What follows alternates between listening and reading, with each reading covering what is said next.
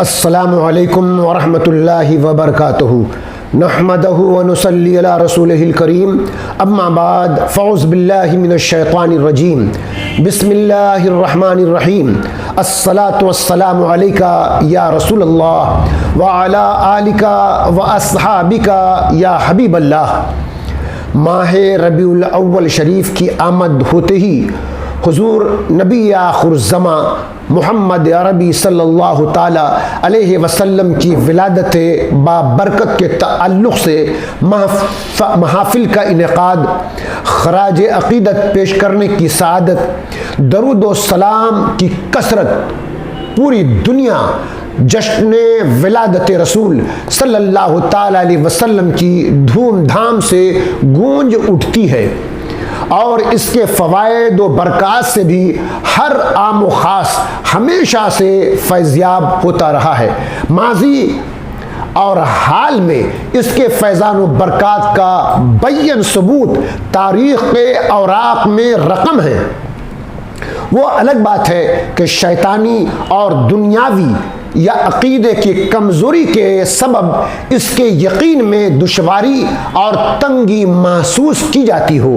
مگر حقیقت اور سچائی تو یہی ہے کہ قرآن کریم کی آیات اور احادیث کریمہ کی روایتیں اور اکابرین کے اقوال اور بزرگان دین کی تحریریں ولادت رسول رحمت عالم صلی اللہ تعالی علیہ وسلم پر خوشیاں منانے اور ہر اس طریقہ کار سے جو شریعت کے خلاف نہ ہو خوشی منانا اور عقیدت و احترام کے ساتھ محافل کرانا یقیناً ثواب اور باعث برکت ہے۔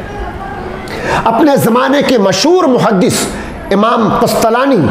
اپنی کتاب مواہب الدنیا میں میلاد پاک کے برکات اور فوائد کا ذکر کرتے ہوئے یہ لکھا ہے، جس سال میلاد پاک کی محفل کہیں منعقد ہوتی ہے تو وہ سال اللہ تبارک و تعالیٰ کی جانب سے حفظ و امان کا سال بنا دیا جاتا ہے، یعنی پروردگار عالم کی جانب سے میلاد کی برکتوں سے حفاظت اور امانت والی رحمتیں نازل ہوتی ہیں۔ اور آپ نے یہ بھی فرمایا کہ میلاد پاک کی برکت سے لوگوں کی دلی مرادیں اللہ تبارک و تعالیٰ پوری فرما دیتا ہے۔ اس طرح اپنے زمانے کے مشہور محدث علامہ ابن جوزی بھی ہیں، ان کی زندگی پر کتابیں لکھنے والے علماء نے لکھا ہے کہ انہوں نے فن حدیث پر 1000 کتابیں لکھی ہیں۔ علامہ ابن جوزی میلاد پاک کے برکات کا ذکر کرتے ہوئے یہ لکھتے ہیں کہ جہاں ذکر میلاد مصطفیٰ صلی اللہ تعالی وسلم،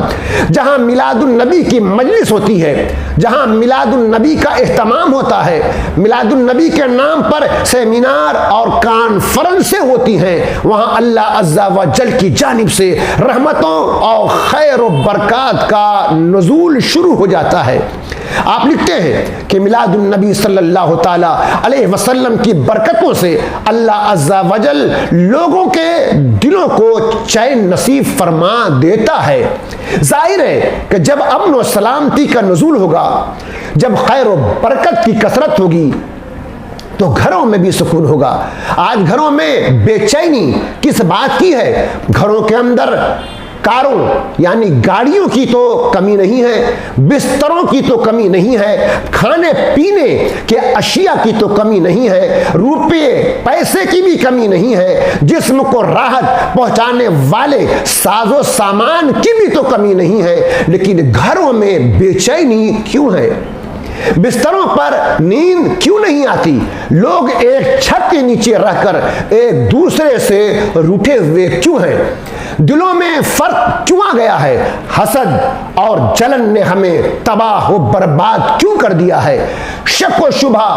اور ڈپریشن کی وجہ سے ہم بے جان کیوں ہو گئے ہیں؟ اس کی وجہ یہی ہے کہ اللہ عز و جل کی رحمتوں اور اس کی برکتوں سے ہم محروم ہوتے جا رہے ہیں، امن و سلامتی کی نعمتوں سے ہم محروم ہوتے جا رہے ہیں۔ جب خیر و برکت کی محرومی سے ہم سفر کرتے ہیں تو پھر نہ اناج کام آتا ہے،